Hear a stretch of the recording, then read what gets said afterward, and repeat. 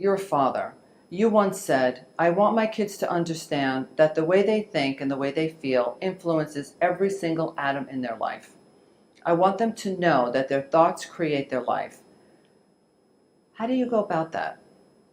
How do you get the younger children to understand and the older children, especially teenagers? Help me, because I have both. Well, this is a two Help me. bottles of wine and about 4 hours conversation. Well, let's just say that children are very impressionable when they're young. And because of their brain waves, they're typically to the age of 6, their brain waves are in theta, and then until the age of 12, their brain is in, the 8 to 12, their brain is in alpha, and they live in an imaginary world, and they don't really have an analytical mind. They have no filter. So children pay attention to their inner world, and when they feel differently in their inner world, they look outside to see who affected it, and that's how they begin to develop memories, behaviors, habits, etc., etc. And they learn by these positive and negative identifications and associations.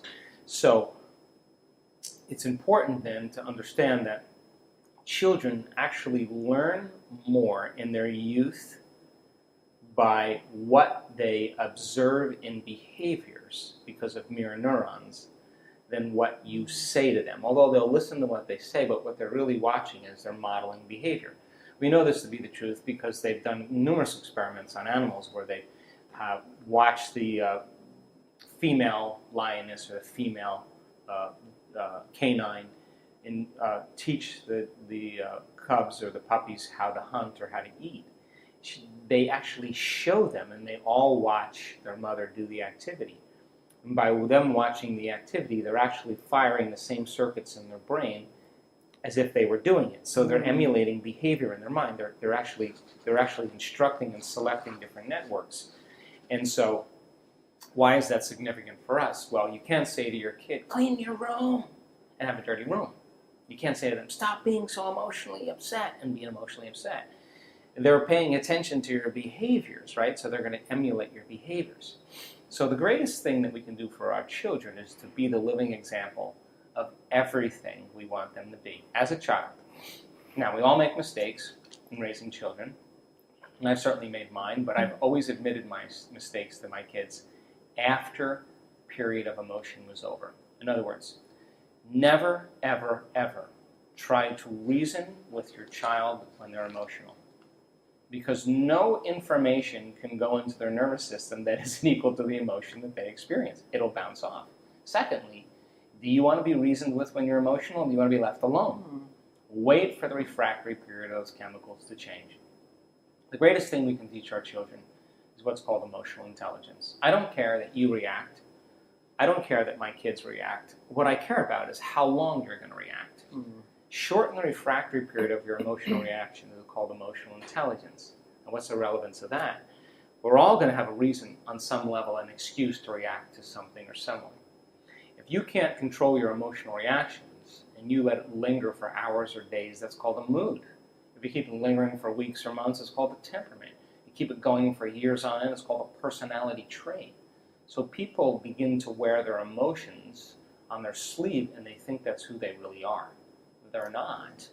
So when children learn how to shorten their emotional refractory periods to events in their life, they're no longer going to be living in their past. And by letting go of those emotions, they're literally going to become very neuroplastic. With my children, I have labored with them from the time they were very young to set up conditions and events in their life to teach them equal to their level of emotional acceptance at the time. I don't start off with my children at a young age and tell them, you create your reality. That's not a word or a series of words they have any connection to. But if I took 3 little planter boxes and put a corn kernel in each one of those, and I told them, anytime you feel negative emotions or anger or whatever, put all that energy into that seed. And I want you to take 10 minutes a day, and all I want you to do is focus on the seed and give it love and nurture it and hope for the greatest good and really fall in love with it being a beautiful, healthy plant. And the third one I don't want you to pay attention to. Don't even look at it. And when you see the corn kernel, that's the love kernel, which normally takes 2 weeks to germinate, actually sprouting in 3 days, Mm-hmm. and you show them in the book, look, it's supposed to take 2 weeks, it's up in 3 days, love did that. And then you kind of dig up the hate seed or the anger seed, you dig it up, and there's maggots growing on the seed. Mm-hmm. You give children the facts, they interpret the laws. Now, my daughter, after doing this a series of times one day, looking at this over and over again, she saw it happen. Her older brother was nagging her and trying to get a rise out of her. And I watched her look out the window for the longest time while he was carrying on, and she looked over at him and she said, you know what? Living by those emotions you're trying to get me to feel isn't loving to me. The moment she said that, I knew that that was the connection that she would make that would affect the rest of her life. In other words, she remembered that those seeds are cells and her body cells, and she didn't want to be like the dead seed, right? Right. So fast forward to today. My daughter's 25 years old. Very unlimited kid. Yeah. Every single decision that she makes in her life to this day, she asks herself that question. If I do this, is this loving to me? Now, that's not a bad question to ask yourself as an adult.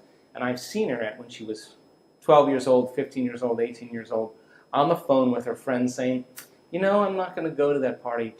It just wouldn't be loving to me. I'm going to do this. You know, to me, that's a very strong boundary of self-love. So it's a process of setting up the conditions for young children to begin to interpret the laws of reality. And so my children always, from the time they were very young, we always had time to talk about the nature of reality. I also set up conditions for them to experience the truth of it. And if they didn't get it the first time or the second time or the third time, we kept going. I also have been very transparent with my children.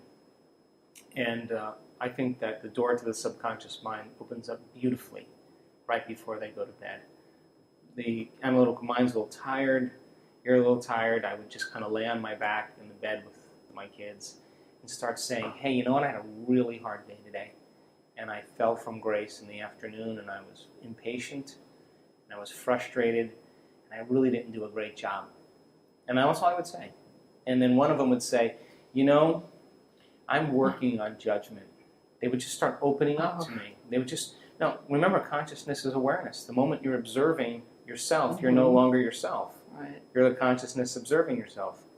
And so my children are very in touch with their feelings. They're very in touch with where they are in their station in life.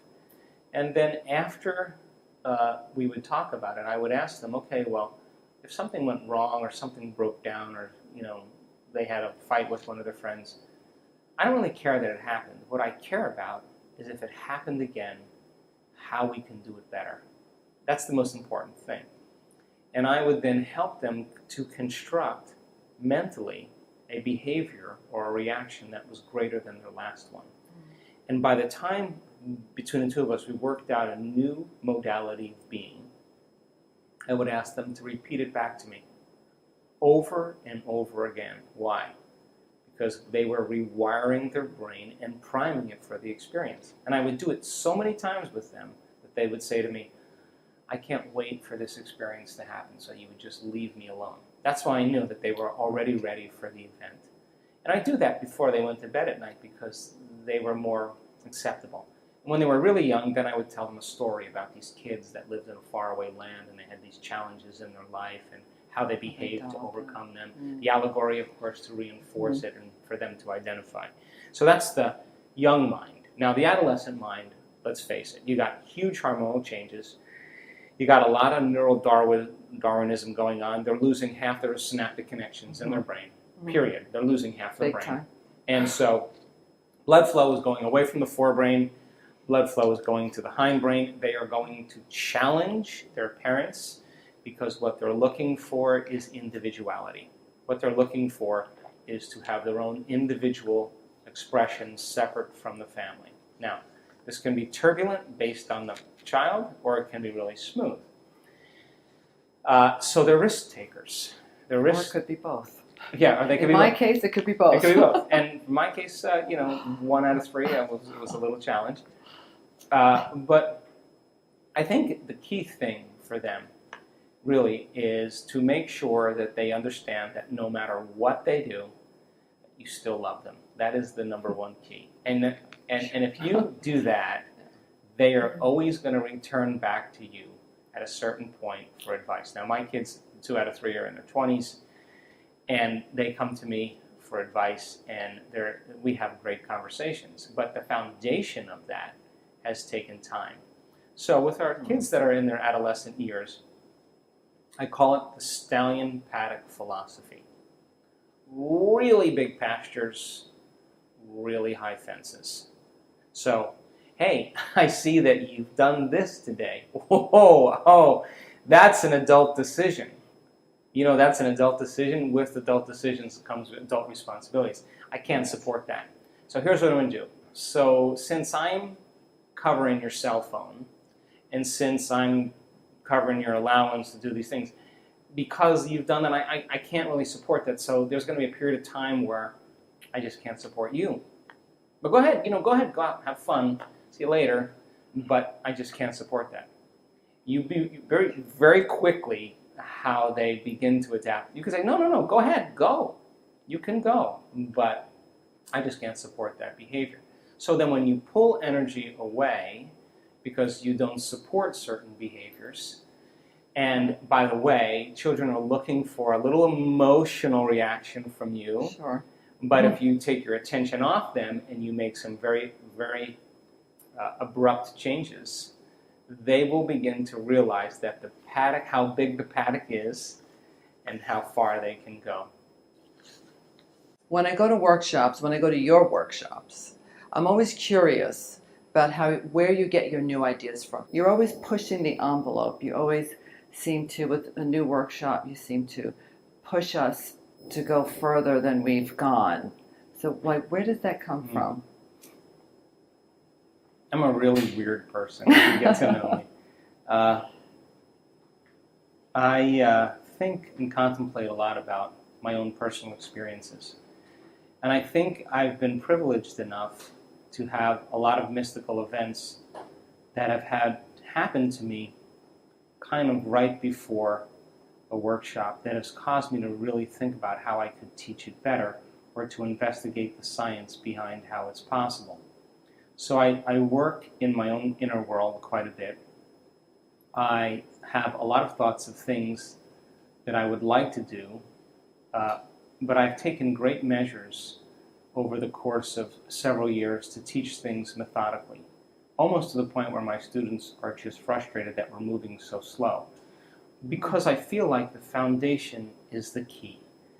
And so each experience, each meditation, each teaching that we have, after a certain group of people are able to accomplish or do it very, very well, then we add the next level of what could go from there. Now, as that begins to change and more people begin to become more competent, we add more knowledge and more information. So in the last year or so, we've done quite a bit with, for example, activating the pineal neurotransmitters in the pineal gland for people to have profoundly lucid and mystical experiences. We've measured their brains when this happened.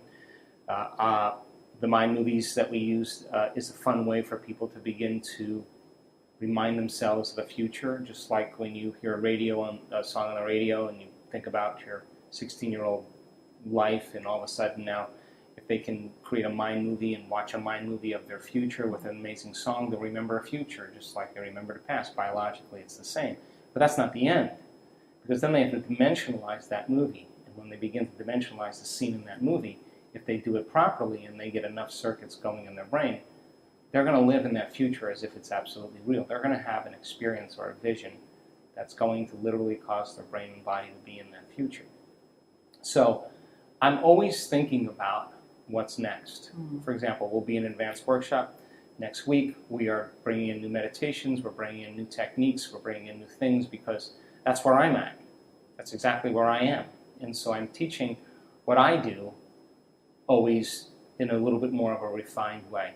And when I have a couple mystical experiences that change me, and I realize that that I have to change the way I teach things, or I know what's next. I guess the big thing is I just trust it. I just trust what I'm doing, and I think it seemed to work out pretty well up until this point. Yeah, sure has. Tell me something about you I don't know. Wow, let's see. You know a lot about me.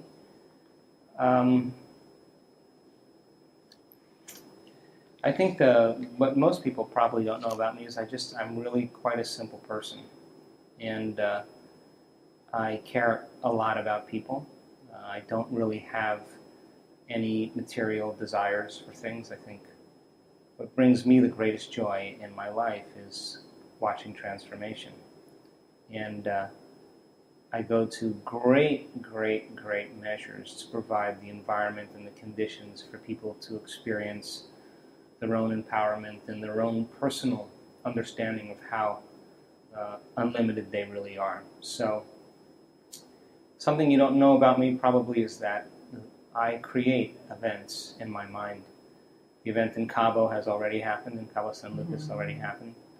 The event in Germany, before I ever walked into that room, the energy in that room was already high because we were creating that event. So I'm very passionate about the work that we do, and I think being a simple person allows me to contribute. Great. So I like to ask all of my guests to tell us about a Rewire Me moment that they had in their lives. So can you share one with us? Well, I'll give you one that caused me to rethink who I am and what I'm doing. I had been teaching After What the Bleep different workshops, different levels, and after every time I finish a level, people would say, "Could you teach another level?" And I would say, "Sure." So I reached a certain point where they said, "Could you teach another level?" And I said, "I really don't know anything else." I actually ran out of things to teach, and the thought on my mind in this morning meditation was, what am I going to do? And what am I going to teach? And I had a really great meditation that day. And then I laid down after the meditation, and I had this very profound, very electric, very lucid experience, interdimensional experience. And the interdimensional experience was the connection to this intelligence that lives within us, that, by the way, is a loving intelligence and intelligent love. It is not in its nature to judge us. It just is not even chemical. It's energy.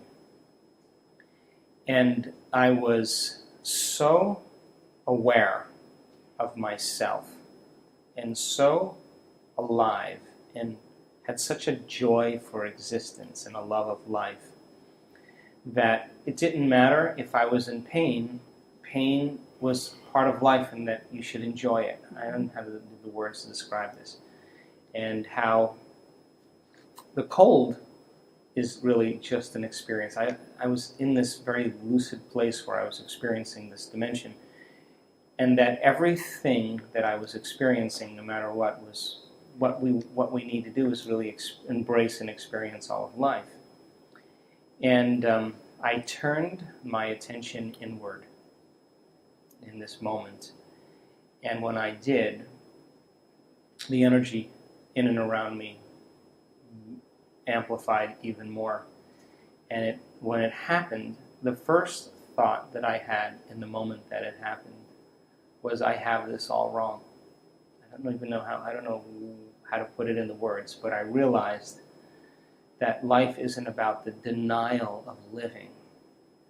It's about embracing all of life, embracing everything that comes to us, and allowing ourselves to experience the richness and the fullness of all of life until we're bored completely with the experience, and then it's time to create another one. And that my soul somehow stirred in me, it woke up in me, And it said, not in any words, but in a download, that you're doing exactly what you need to do, and that what my mission or my purpose was here was to continue reaching out for the divine, and that it's always with me. So I had that experience, and then from that moment on, I've never doubted what I do or how I do it, and it then turned into, from that point forward, some really, really amazing events, and a lot of doors opened from there. It's great. I remember one of them when you said you wouldn't do anything beyond on 3.5. Right. And then you came with 3.5 pi. I always think that's enough. There wasn't, right? yeah, there wasn't going to be another level 4. Yeah. You were convinced. I thought 3 was it. But you got it. You pushed the envelope and you pushed everyone. I think there's a kind of a funny thing between intention and surrender. I think if you over-intend, you start to try. If you over-surrender, you get lethargic. But if you can kind of find that delicate balance between intention and surrender, and when you're clear on your intention and you enjoy it and you appreciate it, then surrender it and trust, I think that's when you start having some pretty profound moments. And I knew that when that happened to me in that moment, that I wasn't done. Really, that's really what it was. Right. Yeah. Obviously not. Thank goodness. So what's one thing that all of us can do right now in this moment to change our lives or to take that step? I think the first step to change is becoming conscious of your unconscious self. And nobody likes to light a match in a dark place. But if you are going to transform yourself from the old self to the new self, the first thing you have to do is observe your old self. If you took 5 minutes every day and you wrote down 2 or 3 self-limiting thoughts, and you reviewed those thoughts in your mind over and over again, to the point you were so aware of them that they would never slip by your awareness again in your waking day, the element of rewiring would actually take place by no longer firing and wiring. In other words, if you're not firing and wiring those circuits, you don't use it, you lose it. That's still a rewiring process. If you're aware of what comes out of your mouth, or how you act, what you say, what you do, it really stands in the way between you and your future. And you reviewed those behaviors and actions to the point where you were so aware of them. Now, remember, the word meditation means to become familiar with. You're so familiar with the old self, you would never return back to the old self. In other words, if you're observing your old self, it means you're not your old self. You're the consciousness now that's out of the program, observing the old self. You're objectifying your subjective self. And if you said, I am not going to fall to the level of guilt or pain or suffering or victimization or complaining or unworthiness or whatever it is, fear, and you just became conscious of 2 or 3 emotions that you were going to stay away from every single day, and you were so familiar with those emotions that you could sense them coming on before they came on, and you were able to control them, that is a great way to start the change. Now, bear in mind, you're going to feel uncomfortable when you do this, because the moment you no longer make the same choice, you just stepped into that river of change. And so then your body is going to try to assault you, because if 95% of who you are is your body conditioned as the mind, once the body doesn't feel comfortable or it doesn't feel familiar, it's going to start sending signals back to the brain telling you can, it's too hard, start tomorrow. If you know that the body is craving, like an addict, it's craving certain chemicals, and you are aware of it, I think now, by that first step of deciding who you no longer want to be, the next step is to decide who you do want to be. And just a little effort in thinking about your energy that day, the emotions you want to live by, who you can forgive, how you can change, what you can demonstrate, what you'll do, what thoughts you'll think. If you keep firing and wiring those circuits in your brain, and keep creating those elevated emotions, it will begin to become familiar to you. So I think the process of change then, the first step is unlearning and then relearning, breaking the habit of the old self and reinventing a new self, pruning synaptic connections and sprouting new connections, unmemorizing emotions that are stored in your body, then reconditioning your body to a new mind and to a new emotion. So we already know how to do this, by the way, because everybody has changed something about themselves in their life. Mm-hmm. And when they've done it, they've just decided about a vision of the future and they became inspired. When they did, they started to think about the choices they were going to make, the behaviors they were going to demonstrate, the things they were going to do, the experiences or goals they wanted to have, and how they would feel.